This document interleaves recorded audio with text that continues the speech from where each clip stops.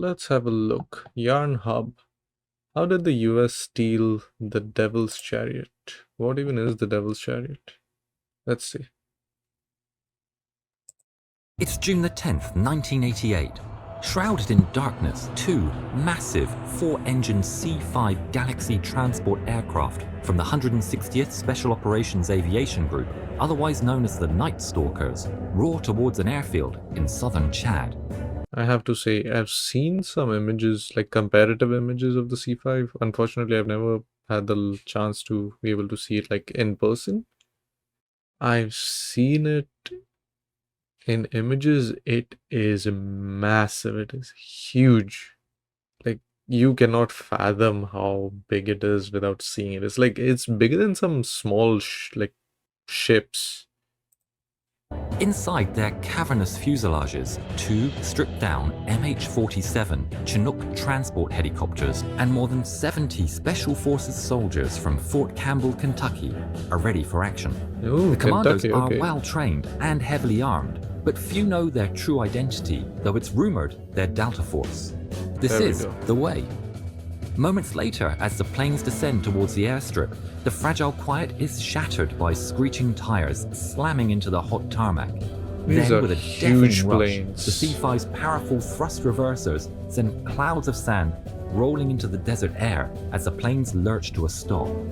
Taxiing to nearby staging areas, the crews unload the MH-47s, top off their tanks, and prepare them for the next leg of the journey. Checking their Ooh. gear and climbing into the Chinooks as That is super fast, huh? Like, this is a very high-level military operation. the sun peaks over the horizon, the twin turbines spool up, and the hefty three-bladed rotors chop through the dry air, lifting the huge birds skywards. At full throttle, they climb and head towards the abandoned Libyan airbase at Ouadi Doum in northeast Chad. Oh, If everything goes as interesting. planned, by this time tomorrow, they will have pulled off one of the most brazen heists in military history. Meanwhile, more than Wait. 600 miles Is that a Hind? That's a Hind attack helicopter. away at Ouadi Doum, French and American servicemen scramble to make last-minute preparations. The prize is a Soviet Mi-25 Hind D, the export Oh, shit. version of the vaunted MiL Mi-24, which was so feared in Afghanistan, it was nicknamed the Devil's Chariot. The Soviet pilots referred to it simply as the Flying Tank. A colossal 18,000-pound beast, it's equal parts gunship and troop transport. That And it's is very interesting about the Hind, by the way. Like, you think by looking at the bubble canopies at the front and the relative kind of thin structure, you think, oh, it's an attack helicopter. Then you realize it's kind of big for an attack helicopter. And then you see the tiny windows at the side, you're like, oh, what is this? Hey, Russians being Russians, man.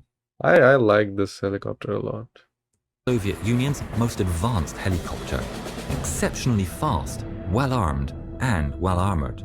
The Americans don't have anything like it, and top military brass and the CIA have been dying to get their hands on one.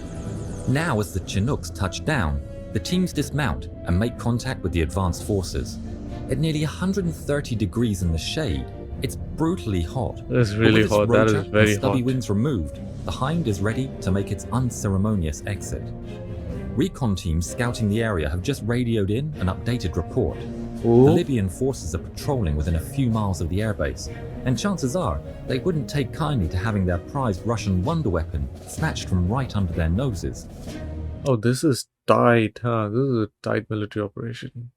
Just months before, opting to destroy the Hind rather than letting it fall into enemy hands, General Gaddafi ordered his ragtag air force to destroy it and the other military equipment left behind by his retreating army after they'd been routed by the Chadian forces. But in another stroke of good luck for the Americans, the Libyan pilots must have had an off day because the enigmatic attack helicopter survived without a scratch. Designated Chalk 1 and Chalk 2, the first helicopter lands while the second hovers just above the Hind in preparation for loading. Too bulky to fit inside its cargo bay, the heavy and unwieldy Hind will have to be slung underneath the MH-47, a precarious operation, even under optimum conditions. Factor in desert wind. Like, this is all at extreme limits. Yes, the Chinook is amazing. Yes, it is meant to take a lot of weight. But something this massive is not just the weight. Yeah, the hind is quite heavy. It's not made out of cardboard. But also, you have to factor in the size. It's one thing to lift heavy weight, it's another thing to balance that weight. And then you're doing that in a twin rotor helicopter with winds coming at you from all directions, basically. Overly taxed engines and the potential for enemy fire, and things could go wrong in a heartbeat. Nearly 8,000 horsepower surges through the driveshaft of the twin rotors, and after a brief shudder, the stalwart Chinook lifts the Soviet hardware into the That's sky. cool. Nearby, finished loading miscellaneous equipment and the remaining troops, Chalk 2 also ascends, and the pair begins the long, slow trek back to N'Djamena airfield and the waiting C-5s, while the Libyans within a stone's throw of the colossal caper remain totally clueless. That's cool. Once at a French Foreign Legion airfield, it's meant to be relatively smooth sailing. That is until just an hour from the safety of N'Djamena, they run into an imposing sandstorm. Oh my goodness. As if all of that wasn't enough. You have a massive cargo, which is really large as well. It's heavy and it's quite large. So you have to fly really carefully. And then it's a long distance. If they're still an hour away when the sandstorm hit them, they've been flying that thing for at least 2 hours or 3 hours minimum. And then now they have to fly an hour through a sandstorm with that? Well, what can I say? US Air Force and Army. Blocking their path at 3,000 feet. In seconds, visibility plummets to almost zero, and buffeted by turbulence and tethered to the cumbersome and clandestine cargo, swinging like a giant pendulum beneath them, the That pilots is reduce speed to less dangerous. than 50 miles an hour and fly within sight of one another to avoid a collision. With the sandstorm still raging around them, they miraculously land with their priceless payload intact. But it's another 30 minutes until the storm abates, and the ground crews are able to load the Soviet warbird into the C-5 that'll haul it back to the States, where it'll... Yeah, that's not a problem. They landed mid-storm? They landed and they got the hind, like, untethered from the Chinook during the sandstorm?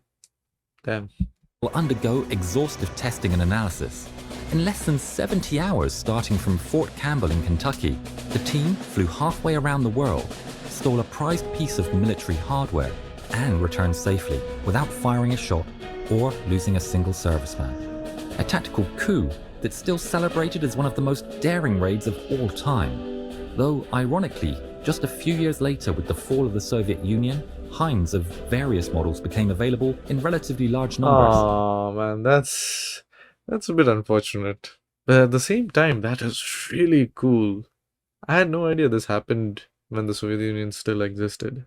But that is some good Hollywood movie stuff.